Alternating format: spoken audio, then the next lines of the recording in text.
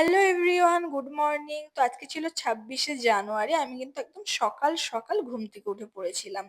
আর দেখো, ঘুম থেকে উঠেই কিন্তু আমার ফার্স্ট কাজ শুরু করে দিয়েছিলাম।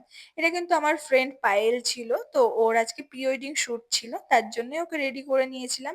আর দেখো ওকে কেমন লাগছে তোমরা কিন্তু অবশ্যই কমেন্ট করে জানাবে। আর তারপরেই কিন্তু ও রেডি হতে হতে ওর বর চলে এসেছিল। আর ওরা দুজন কিন্তু চলে গিয়েছিল প্রি ওয়েডিং শুট করার জন্য। ওরা বেরিয়ে যাওয়ার পর কিন্তু আমিও চলে এসেছিলাম বাড়িতে। আর বাড়িতে এসে দেখলাম আমার মারা কিন্তু বাড়ির সামনে পিকনিক করছে। তো ওখান থেকে ঘুগনি মুড়ি খেয়ে নিয়েছিলাম। আর বাড়িতে এসে দেখো, একটা স্পায়ের ক্লায়েন্ট ছিল, তার স্পাটাও কমপ্লিট করে নিয়েছিলাম। তারপর স্নান টান করে পিকনিক স্পটে গিয়ে দেখলাম খাওয়া দাওয়া শুরু হয়ে গেছে।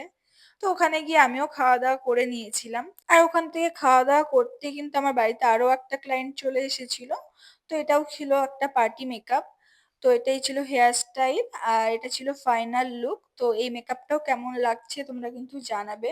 আর তোমরা কেউ যদি পার্টি মেকআপ বা ব্রাইডাল মেকআপের জন্য বুকিং করতে চাও, তাহলে কিন্তু অবশ্যই আমার সাথে কন্ট্যাক্ট করে নিও।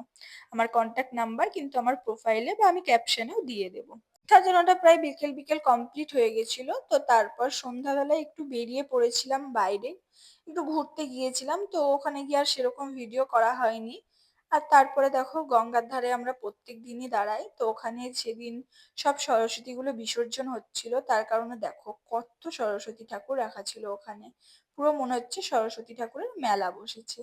তারপর ওখান থেকে ঘুরে ফিরে আবার বাড়ি চলে এসেছিলাম। আর দেখো, বাড়িতে কিন্তু আজকে রান্না হয়েছিল তড়কা আর রুটি। তড়কাটা কিন্তু আমাদের আজকে বাড়িতেই বানিয়েছিল।